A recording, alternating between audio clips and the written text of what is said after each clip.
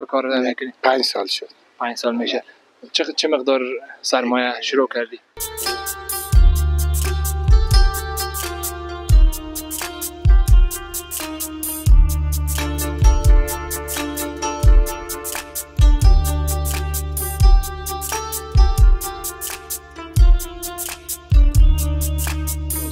کام میخورن دیگه؟ کام. خوش. نه بدهی خوش کس قطعی.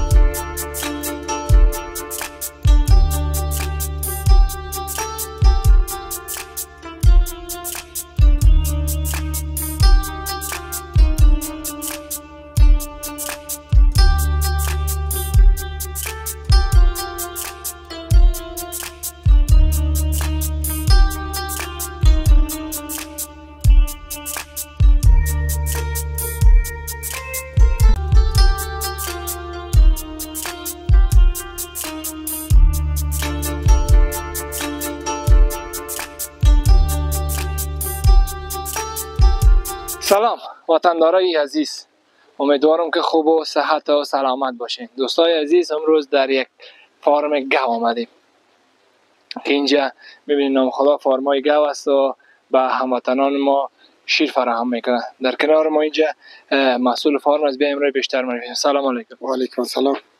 خوب هستی؟ خوب هستی بیادر ساعت خوب است قراری است. و خیر سلامت باشی. اسم مقبول است؟ اسمم فضل عزیزی هستم از ولایت باشنده سبز. یک فدورست گاوداری داریم. تقریبا 40-45 تا گاو داریم. خب فضل جان عزیز یک کمی تنویه. خب فضل جان عزیز چند سال میشه که کسب کار رو میکنی؟ 5 سال شد. 5 سال میشه. چه مقدار سرمایه شروع کردی؟ والا شروع از اول که 14 لک شروع کردیم. 14 لک رو مکمل کلش گاو خریداری کردی؟ گاو خریداری کردیم. فعلا چقدر سرمایه است؟ تقریبا یک 70-80 لک. 70-80 لک. چند نفر اینجا زیر دست کار میکنه؟ 4 نفر. 4 نفر. قد خودت 5 نفر. قد خود 5 نفر. خب یک دانه بلندترین گاوی که در اینجا دارین چند است قیمتش؟ 4 لک. 4 لک پونه. باز چقدر شیر میده؟ 60 کیلو. 60 کیلو. باز شیر میبری خود؟ شیر میبرم ما. قراردادی داریم در دکان میکریان 4. اونجا قراردادی داریم یک دکان میبریمش خلاص. خب روزانه چقدر شیر میبری؟ یک 570 کیلو شیر داریم. 570 کیلو. خب من اینجا میبینم که در گوشای گواه یکان چیز این لمبرش است. این لمبرش است. اون لمبر مثلا این برای ما معلوم است که لمبر 4 لمبر 15 یا لمبر 20. اون لمبرش برای ما معلوم است که در فصلش سخت میشه.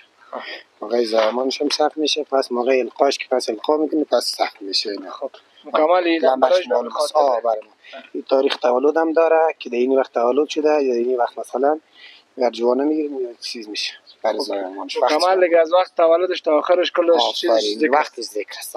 تاریخ تولدش. خب باز روزانه چقدر یا چی میخورن؟ یک هر گوی یک 800 افغانی مصرف داره روزانه. کام میخورن دیگه؟ کام. نه بدهی خشک است قطع دانه. خب مواد خوراکی اینجا داریم که جو است و جوریس و کنجار است. خب همین مکمل یک کنجار است و جو و جواری هم داریم. خب جو و جواری و کنجاره میتیشه. باز وقتی که چوچه میده چوچهش هم مثلا وزراتی میباشه یا دور ساده؟ نه زراعتی است. مکمل خودمون نسل برای جوانه برش نگاه کردیم. بله تو طرفته که طرف از موضوع خودمون نسل میگیریم فهمیدی؟ بله ما نرایش میفروشیم مادش نگار میداریم. خب ممکن اونجا میبینیم ماشینای شیر هم هست. مکمل که ماشین دختر کلا قطع ماشین میدوشیم ما.